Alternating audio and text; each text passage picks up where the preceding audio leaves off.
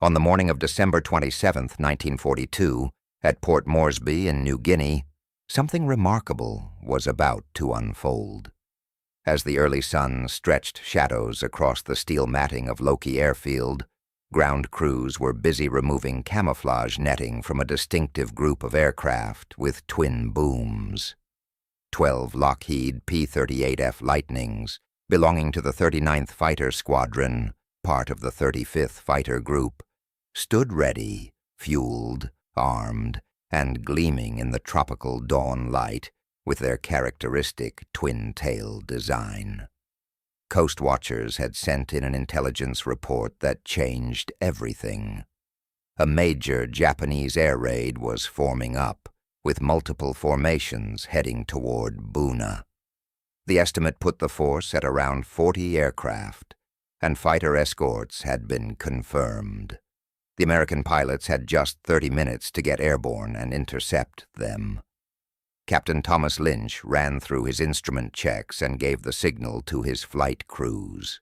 Flying among them was Second Lieutenant Richard Bong, who'd been temporarily reassigned from the 9th Squadron of the 49th Fighter Group, while they waited for their own P-38s to be delivered. Nobody on that airfield realized they were about to witness the dawn of a completely new era in Pacific air warfare. The Japanese pilots approaching Buna had only caught brief glimpses of P-38s in the preceding weeks, and their intelligence remained foggy about what this strange twin-boomed fighter could actually do in combat. In just a few hours, that confusion would give way to stunned realization. For 13 straight months, the Imperial Japanese Navy's elite fighter pilots had ruled the Pacific skies without question. The Mitsubishi A6M0 had earned its legendary status through incredible maneuverability that haunted Allied pilots in their nightmares. Its turn radius measured just 950 feet. It could climb to 6,000 feet in 7 minutes and 27 seconds, and it topped out at 331 miles per hour. These weren't just numbers on paper. They'd translated into devastating victories throughout China and the early Pacific campaigns. American pilots flying Bell P-39 Airacobras and Curtiss P-40 Warhawks had learned the hard way, through blood and bitter losses, that trying to outturn a zero was essentially signing your own death warrant. The P-38 Lightning, though, represented something completely different, a revolutionary new way of thinking about air combat. 2 Allison V1710 engines, each one pumping out 1,150 horsepower, turbo-superchargers that kept the engines breathing strong at altitudes where other fighters would gasp and struggle. A top speed of 418 miles per hour, a service ceiling reaching 44,000 feet. And concentrated right in the nose, a devastating weapons package. 1 20mm Hispano cannon backed up by 4 50-caliber Browning machine guns. Every weapon fired straight ahead, eliminating the convergence headaches that plagued wing-mounted gun systems. Lieutenant Richard Bong had spent countless hours studying these specifications during his training at Hamilton Field in California. This farm boy from Poplar, Wisconsin, who'd learned to fly through the civilian pilot training program, understood something crucial. The Lightning's strength wasn't in turning with zeros. It was in never engaging in turning fights at all. Speed, altitude, and firepower formed the trinity of the new approach. Dive from above, slash through the enemy formation, then climb back to your perch. These tactics required iron discipline, endless patience, and a complete willingness to abandon every traditional dogfighting instinct pilots had been taught. Meanwhile, aboard the approaching Japanese formation, veteran pilots from the elite naval air groups flew their standard escort patterns. The mixed force included Mitsubishi A6M0s, Nakajima Ki 43 Oscars, and Aichi D-3A Val dive bombers, representing the absolute cream of Japanese naval aviation. These men had swept across the Pacific from Pearl Harbor all the way to the Dutch East Indies, rarely facing any serious opposition. American fighters typically struggled above 15,000 feet, and their inferior climb rates made them easy, predictable targets. This morning's mission looked like just another routine operation. Escort the dive bombers to Buna. Deal with whatever Allied fighter opposition showed up, then head back to base. Japanese pilots had spotted the occasional twin-boomed aircraft over recent weeks, but they hadn't grasped the significance yet. Some figured they were reconnaissance planes, others thought maybe light bombers. The idea that the Americans had engineered a fighter specifically designed to cancel out every advantage the Zero possessed simply hadn't crossed the minds of Japanese tactical planners. But up at 18,000 feet, the P-38 formation held every single card. Captain Lynch led the assault, pushing his Lightning into a dive that rapidly exceeded 400 miles per hour. Behind him, Bong and the other pilots were already selecting their prey. The nose-mounted firepower allowed them to start shooting at ranges beyond 400 yards, well outside the effective range of the Zero's lighter armament. Lynch's guns tore an Oscar apart on that first pass. The Japanese fighter didn't just get damaged, it simply ceased to exist under the hammering impact of 20-millimeter cannon shells and 50-caliber bullets. As Lynch pulled up to regain altitude, Zero pilots tried desperately to follow, but their aircraft began shaking violently as they approached 400 miles per hour in the dive. Warning bells screamed in their cockpits as they neared the structural limits their planes couldn't exceed. Lieutenant Bong spotted a Zero trying to line up on Lynch and rolled into a deflection shot. His first burst in combat found its target perfectly, sending the Zero into a flaming death spiral. As he pulled up from the attack, 3 more Zeros converged on his position. Bong simply shoved his throttles to the stops and dove away, accelerating beyond 450 miles per hour. The Japanese pilots could do nothing but watch helplessly as the strange twin-boomed fighter vanished into the distance, completely beyond their reach.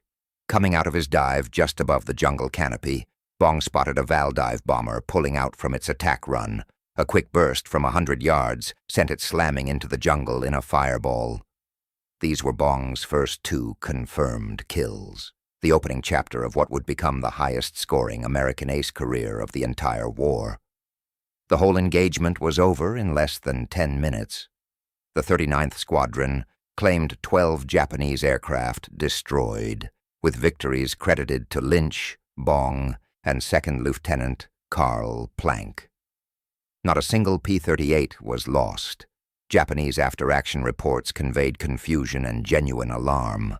Pilots described aircraft with impossible speed and climbing ability, attacking from ranges beyond normal combat distances. The comfortable world of horizontal maneuvering combat, where Japanese pilots had always excelled, had suddenly transformed into a vertical battlefield, where speed and altitude were the only things that mattered for survival.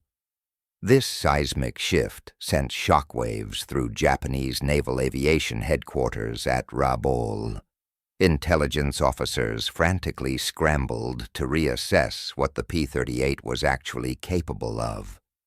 Its twin-engine configuration had led them to classify it as a heavy fighter, unsuitable for air-to-air dogfighting.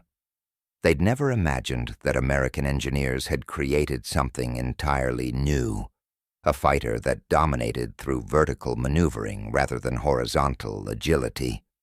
The technical revolution embodied by the P-38 became increasingly obvious through subsequent encounters. The Lightning's turbo superchargers kept it at full power, at altitudes where normally aspirated engines lost half their output. Its diving speed approached the sound barrier, faster than any Japanese aircraft could follow without breaking apart. Its ability to convert speed into altitude meant P-38 pilots could regain their high perch above enemy formations within seconds of making an attack. On January 7, 1943, the brutal reality of this new threat became impossible to deny. 9 P-38s escorting bombers over Leh ran into approximately 20 Japanese fighters. Traditional tactical thinking suggested the outnumbered Americans should go defensive and try to survive.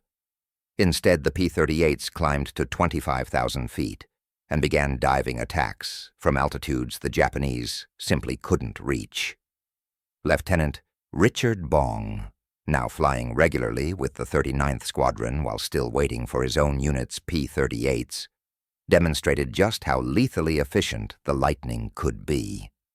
Diving from altitude, he destroyed a Ki-43 Oscar with a deflection shot at 300 yards. As Japanese fighters struggled to climb toward him, Bong executed a chandelle that carried him back to 20,000 feet, completely outside their engagement envelope. From this commanding position, he selected another target and repeated the whole process. The geometry of vertical combat was something Japanese pilots had never experienced before. While a Zero could outturn any American fighter in horizontal combat, it couldn't match the P-38's dive speed without suffering catastrophic structural failure. It couldn't follow the Lightning's zoom climb without stalling out. It couldn't catch a P-38 that decided to disengage using its superior speed. The horizontal battlefield where Japanese pilots had reigned supreme was now a three-dimensional arena where altitude and velocity trumped turn radius every time. Veteran Japanese pilots struggled desperately to adapt. Their entire training had emphasized close-range maneuvering combat, getting on an opponent's tail through superior turning ability. Against the P-38, these tactics were completely worthless. By the time a Zero pilot maneuvered into firing position, the Lightning was already a mile away, and climbing through altitude bands the Japanese fighter couldn't possibly reach.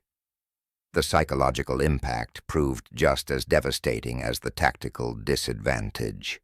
Japanese pilots who'd enjoyed qualitative superiority since the war began now found themselves completely helpless against an enemy that refused to fight on their terms. The constant stress of scanning above, knowing death could plummet from altitudes they couldn't reach, absolutely eroded morale. Some pilots began developing combat fatigue symptoms that were previously unknown in Japanese military culture. By February 1943, the P-38 presence throughout the Southwest Pacific was expanding at a rapid pace. The 9th Fighter Squadron of the 49th Fighter Group finally got their Lightnings. The 80th Fighter Squadron of the 8th Fighter Group began transitioning from P-39s to P-38s. The 475th Fighter Group, an all-Lightning unit, was forming up in Australia. Every new squadron that arrived had studied the combat reports from pilots like Lynch and Bong, constantly refining the tactics that maximized the P-38's advantages. Squadron commanders instituted training programs that emphasized altitude discipline above everything else. Altitude is life insurance became the mantra that every pilot lived by. Speed is life was drilled into them constantly. Pilots learned to resist every instinct to turn with enemy fighters, instead maintaining high velocity and using vertical maneuvers exclusively. The high-speed yo-yo allowed a P-38 to convert excess speed into altitude while reversing direction. The barrel roll attack used the Lightning's roll rate to keep guns on target while preserving momentum. Japanese attempts to counter these tactics proved largely ineffective across the board.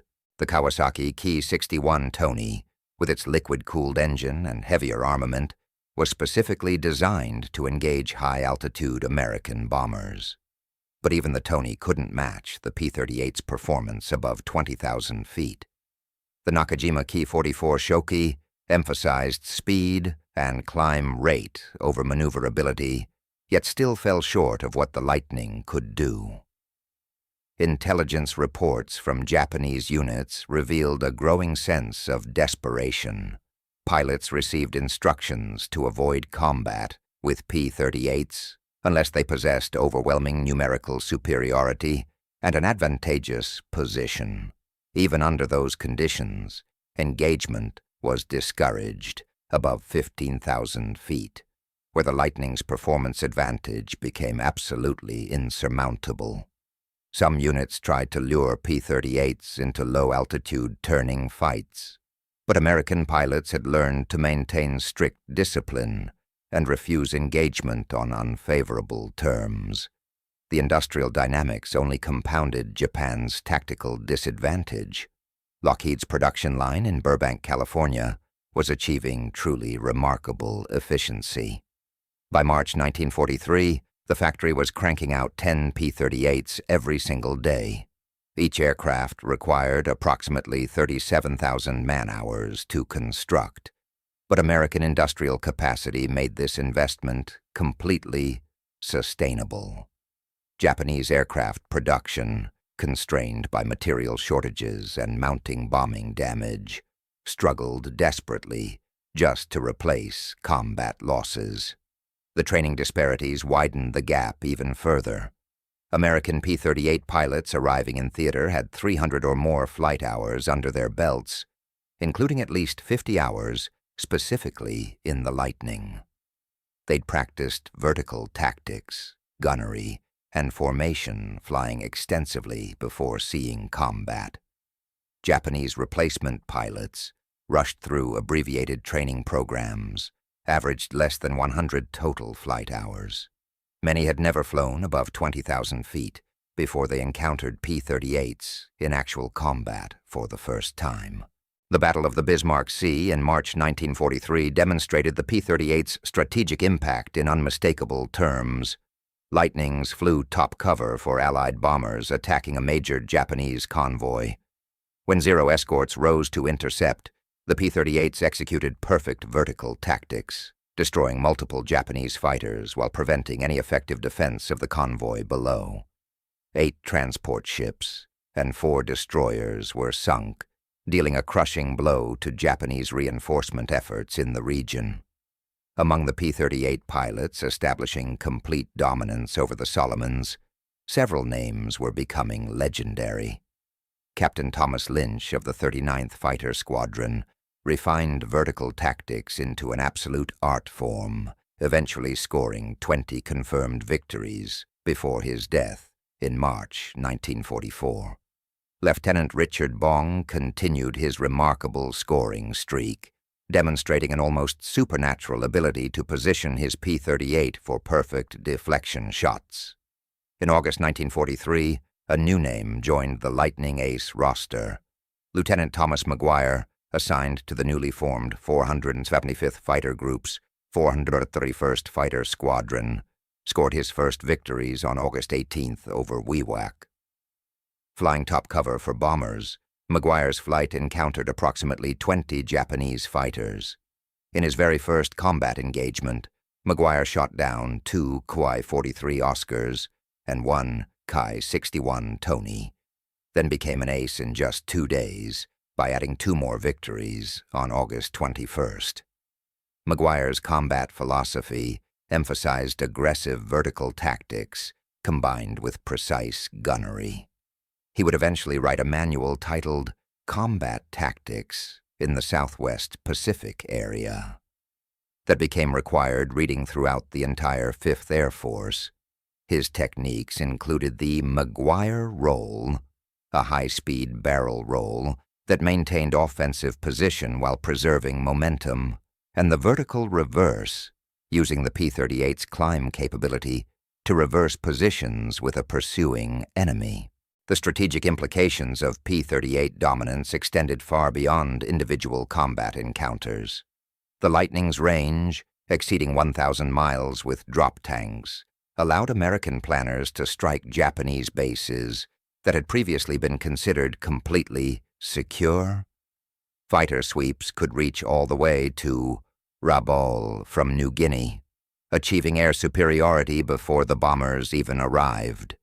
The ability to escort bombers throughout their entire mission profile eliminated the vulnerability windows that Japanese interceptors had previously exploited so effectively. On April 18, 1943, the P-38's unique capabilities enabled one of the war's most significant missions. American codebreakers had intercepted Admiral Isoroku Yamamoto's travel itinerary for an inspection tour of Solomon Islands bases. The mission to intercept him would require a 435-mile overwater flight from Guadalcanal, precise navigation without any landmarks, and exact timing to arrive at the intercept point the moment Yamamoto's aircraft passed through. Only the P-38 possessed the range, speed, and navigation equipment necessary for such an audacious mission. Major John Mitchell of the 339th Fighter Squadron, 347th Fighter Group, led 16 Lightnings on what became the longest fighter intercept mission of the entire war. Flying at wave-top height to avoid radar detection while maintaining complete radio silence throughout, the P-38s navigated by dead reckoning for over 2 hours. Mitchell's navigation proved absolutely perfect. At 9:34 a.m., exactly as planned, Yamamoto's 2 Mitsubishi G4M Betty bombers appeared with their 6-fighter escort. Captain Thomas Lanphier Jr. and Lieutenant Rex Barber rolled into their attack as the top cover engaged the escorts above. Barber's concentrated fire sent the Admiral's bomber crashing into the jungle below, killing Japan's most brilliant naval strategist and dealing a devastating blow to Japanese morale across the entire Pacific. The psychological impact rippled through Japanese military leadership like an earthquake. If American fighters could reach out across hundreds of miles of open ocean with such deadly precision, nobody was safe anymore. The myth of Japanese invincibility, already badly damaged by Midway and Guadalcanal, suffered another crushing blow. The P-38 had demonstrated not just tactical superiority in combat, but strategic reach that Japanese planners had never anticipated. Following Yamamoto's death, Japanese fighter tactics underwent desperate revision. Pilots received instructions to attack P-38s only when possessing altitude advantage, numerical superiority of at least 3-1, and complete surprise. Even then, engagement was to be brief, with immediate disengagement if the initial attack failed.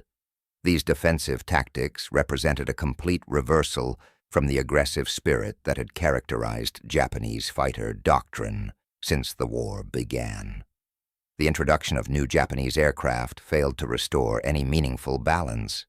The Kawasaki Ki-84 Frank, appearing in late 1943, could match the P-38's speed at medium altitudes, but still couldn't compete above 25,000 feet. The Mitsubishi J2M Raiden emphasized climb rate and high-altitude performance, but sacrificed range and maneuverability in the process. Neither aircraft appeared in sufficient numbers to challenge American air superiority anyway. By November 1943, the transformation was absolutely complete.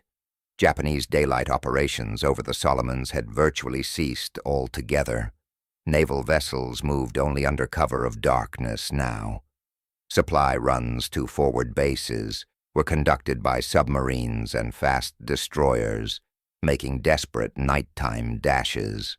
The proud Japanese Naval Air Force that had swept across the Pacific in 1941 and 42 had been reduced to furtive defensive operations, hiding from American fighters. The statistics told an absolutely stark story.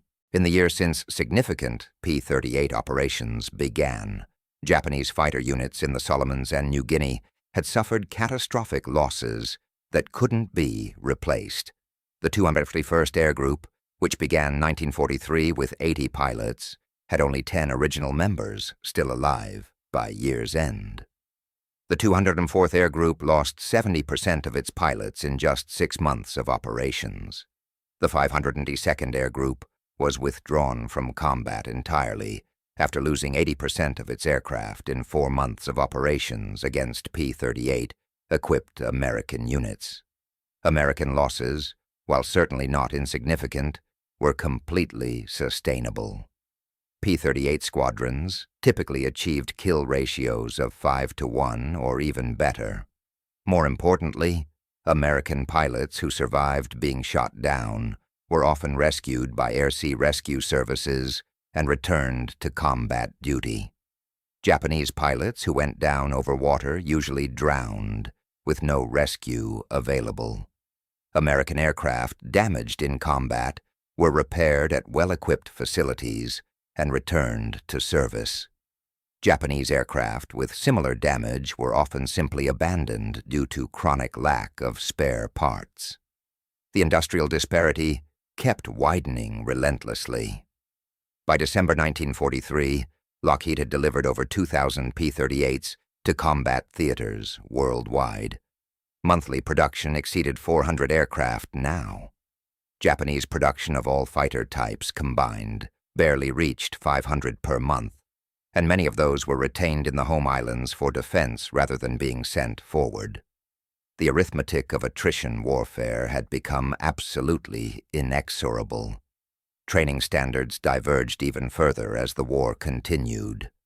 American P-38 pilots arriving in late 1943 had extensive training in vertical tactics, instrument flying, and long-range navigation. Many had practiced combat maneuvers against captured Japanese aircraft, understanding exactly what their opponents' capabilities and limitations were. Japanese replacement pilots rushed through programs shortened from 2 years down to just 6 months, arrived with minimal combat preparation and absolutely no experience against P-38s. The human dimension of this transformation cannot be overlooked or understated. Japanese pilots who had entered the war as elite warriors, confident in their superiority, now found themselves helpless against an enemy they couldn't reach or catch. Letters home, captured after island battles, revealed deep demoralization spreading through the ranks. Some pilots wrote of recurring nightmares about twin-boomed shadows diving from the sun. Others requested transfers to ground units rather than face P-38s in combat again. American pilots, conversely, flew with steadily growing confidence. The P-38 gave them every possible advantage: speed, altitude, firepower, and range. They could choose when and how to engage, always maintaining the initiative in every fight. This psychological edge proved just as valuable as the technological superiority itself. Confident pilots flew more aggressively, took calculated risks, and achieved consistently better results. Richard Bong exemplified this growing confidence perfectly. By April 1944, he had surpassed Eddie Rickenbacker's World War I record of 26 victories. His combat technique had evolved to near perfection through constant refinement. Bong would climb to 30,000 feet, far beyond the reach of any Japanese fighter, then carefully select his targets from that commanding perch. His attacks were swift, precise, and absolutely lethal. He averaged less than 100 rounds fired per victory, demonstrating truly remarkable gunnery skill. Bong's eventual total of 40 confirmed victories, all scored while flying P-38s, represented not just personal skill, but systematic superiority. His victims included veteran Japanese aces who simply couldn't counter the Lightning's overwhelming performance advantages, no matter how skilled they were. In one engagement over Hollandia, Bong shot down 3 Japanese fighters in less than 5 minutes, using perfect vertical tactics that left his opponents completely unable to respond. Thomas Maguire pushed the P-38's capabilities even further than most. His manual on combat tactics became official doctrine throughout the entire Pacific theater. Maguire emphasized the critical importance of mutual support, with P-38 elements working in coordinated vertical scissors that trapped Japanese fighters between multiple attacking lightnings coming from different angles. His eventual 38 victories, scored between August 1943 and January 1945, demonstrated the lethal efficiency of properly executed tactics. The technological evolution of the P-38 continued steadily throughout the campaign, with each model bringing improvements. The G model introduced improved turbo superchargers that maintained full power above 30,000 feet. The H model featured upgraded engines producing 1,000 verbarage 25 horsepower each. The J model relocated intercoolers to the engine booms, significantly improving pilot visibility and high-altitude performance. The L model added hydraulically boosted ailerons that dramatically improved roll rate at high speeds. Each improvement shifted the combat equation further and further in America's favor. The P-38J could operate effectively at 35,000 feet, altitudes where Japanese pilots required oxygen masks just to remain conscious. The L model's improved roll rate eliminated the Zero's last marginal advantage in horizontal maneuvering. By late 1944, there was literally nothing that a Japanese fighter could do better than a P-38L in any flight regime. Japanese responses became increasingly desperate as conventional tactics continued failing. Ramming attacks, considered honorable if wasteful, increased in frequency as pilots ran out of other options. Special attack units began preparing for one-way missions. Some pilots attempted to lure P-38s into cloud banks, where visual confusion might negate the Lightning's advantages. These expedients achieved occasional success, but they couldn't alter the fundamental imbalance in capabilities. The Philippines campaign of late 1944 demonstrated the P-38's fully matured capabilities on a grand scale. Lightning squadrons achieved complete air superiority over Leyte within just days of the invasion beginning. Japanese attempts to reinforce by air resulted in absolutely catastrophic losses. In one engagement on November 2, 1944, P-38s of the 49th Fighter Group destroyed 26 Japanese aircraft without suffering a single loss themselves. Such one-sided victories had become absolutely routine by this point in the war. The strategic bombing campaign against Japanese bases was enabled entirely by P-38 escort coverage. B-24 Liberators could reach targets throughout the Southwest Pacific, knowing that Lightning escorts would protect them effectively. Japanese interceptors, unable to reach the bomber's altitude when P-38s were present overhead, were reduced to ineffective attacks on the formation margins. Air bases, fuel depots, and supply centers were systematically destroyed without effective opposition. The reconnaissance variant of the P-38, designated F-5, provided crucial intelligence throughout the entire campaign. Flying at extreme altitudes with cameras replacing their guns, these photo-reconnaissance Lightnings mapped every Japanese installation across the Pacific theater. Their speed and altitude capability made them nearly impossible to intercept successfully. The intelligence they gathered enabled precise targeting for subsequent bombing attacks. By early 1945, Japanese air power in the Southwest Pacific had effectively ceased to exist as an organized force. The few remaining experienced pilots had been withdrawn to defend the home islands against the expected invasion. Replacement pilots with minimal training and flying obsolete aircraft were being sacrificed in futile defensive actions that achieved nothing. The P-38 had achieved not just air superiority, but absolute air supremacy across the entire theater.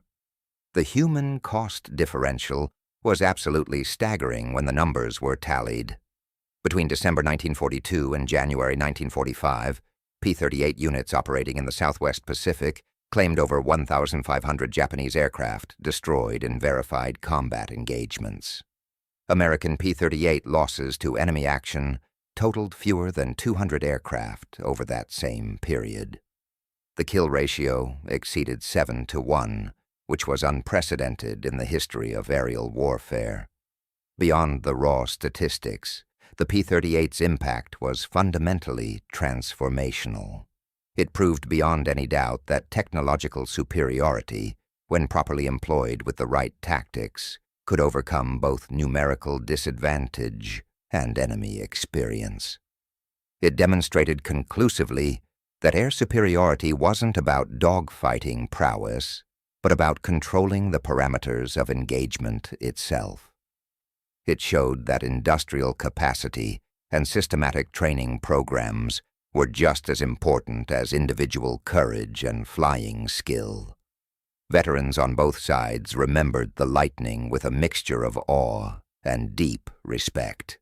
American pilots praised its versatility, reliability, and overwhelming performance advantages in every combat situation.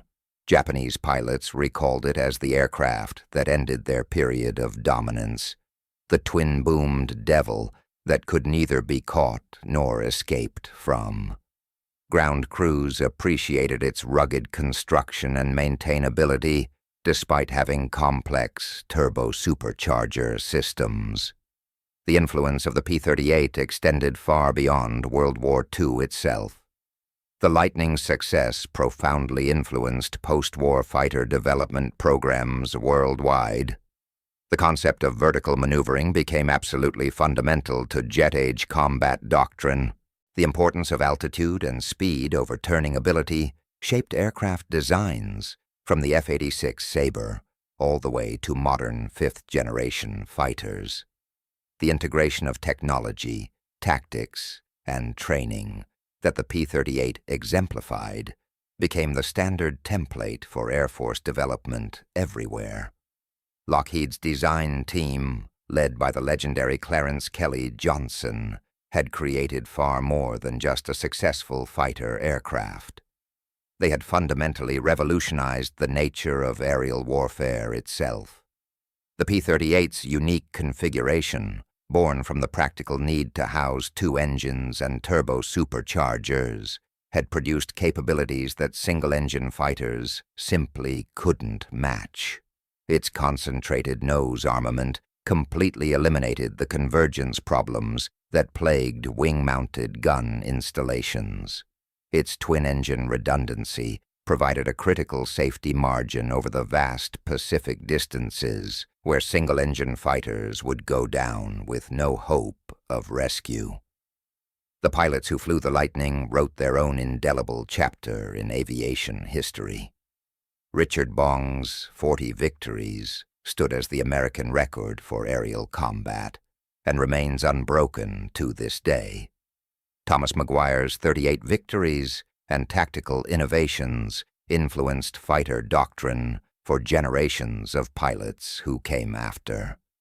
Dozens of other P-38 aces demonstrated conclusively that with proper equipment and thorough training, American pilots could dominate any aerial battlefield in the world. The Japanese pilots who faced the Lightning showed remarkable courage while fighting in truly impossible circumstances. Flying obsolete aircraft against overwhelming technological superiority, they continued fighting with honor long after any realistic hope of victory had vanished. Their testimony about the P-38's impact provides invaluable historical perspective on how the air war evolved over time. The physical legacy of these battles remains scattered across Pacific islands to this day. Crashed P-38s and Japanese fighters dot jungles and lagoons from New Guinea all the way to the Philippines. Each wreck site represents the young men who fought and died in a titanic struggle that shaped the modern world we live in. Local inhabitants continue discovering ammunition, instruments, and personal effects that testify to the incredible intensity of these aerial battles. Museums around the world preserve carefully restored examples of the P-38 Lightning. Restored aircraft still fly at air shows, their distinctive twin-boom silhouette remaining instantly recognizable decades later. Veterans gather periodically to share stories of missions flown and friends lost in combat. Historians continue studying the campaigns where the Lightning proved absolutely decisive. The aircraft that shocked Japanese pilots back in 1942 remains an enduring icon of American aviation achievement. Modern military doctrine still reflects fundamental lessons learned in those Pacific skies so long ago. Altitude and speed remain absolutely fundamental to fighter combat tactics worldwide. Technological superiority must always be matched with proper tactics and thorough training to be effective. Industrial capacity and robust logistics determine sustained combat capability over extended campaigns. The integration of intelligence, technology, and operations that enabled the Yamamoto mission remains the gold standard for precision strike operations today. The transformation from December 1942 to early 1945 was both complete and irreversible in its effects. The skies that had belonged to the Zero during the war's early years now belonged entirely to the Lightning. Japanese naval aviation, which had begun the war as arguably the world's most capable air force, had been systematically destroyed through attrition it couldn't replace. The myth of the invincible Zero pilot had been thoroughly shattered by American technology and systematic training. In the final analysis, the P-38 Lightning's historical impact transcended mere military victory. It represented American industrial democracy's answer to military authoritarianism and its values. It proved that innovation could triumph over hidebound tradition, that technology could overcome hard-won experience, that systematic superiority could defeat even exceptional individual skill. The twin-boomed fighter that Japanese pilots, initially dismissed as insignificant, had changed the fundamental nature of aerial warfare forever. The Solomon Islands campaign, where the Lightning first shocked Japanese pilots into recognition, became the crucible where modern air combat doctrine was forged. Every jet fighter that followed, every missile engagement conducted beyond visual range, every precision strike guided by intelligence, all trace their lineage directly back to those desperate battles fought above tropical islands. The P-38 didn't just win a single campaign in one theater. It fundamentally transformed the very nature of how aerial warfare would be conducted from that point forward. For the Japanese pilots who survived the war, the memory of facing P-38s in combat remained vivid even decades later. In post-war interviews conducted by historians, veterans described the profound helplessness of watching twin-boomed shadows diving from altitudes they simply couldn't reach. They recalled the intense frustration of lining up perfect deflection shots that fell short because the Lightning was simply too fast to lead properly with their gun sights. They remembered watching friends and mentors falling one by one to an enemy that had completely redefined all the rules of aerial combat they'd learned. American veterans remembered their experiences very differently. They recalled the deep confidence that came from flying what was undeniably the best fighter in the entire Pacific theater. They remembered the deep satisfaction of executing perfectly timed diving attacks while maintaining complete control of every engagement. They recalled the profound relief that came from twin-engine safety when flying over vast ocean distances and the constant advantage of always holding the high ground in every fight. The P-38 Lightning had not merely defeated Japanese air power in the conventional sense, It had fundamentally revolutionized the concept of aerial combat itself for all future generations. In the skies above the Solomon Islands, between December 1942 and the war's end in 1945, the future of air warfare was written in contrails and gun smoke. That future belonged not to the most maneuverable fighter, or even the most naturally skilled pilot, but rather to the nation that could produce superior technology, train effective pilots systematically, and sustain prolonged campaigns through industrial might.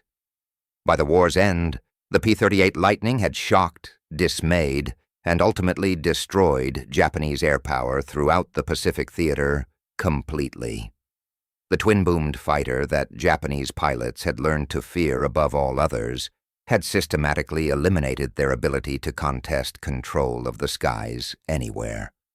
In doing so with such thoroughness, it had secured American air superiority across the entire region and significantly hastened the end of the Pacific War.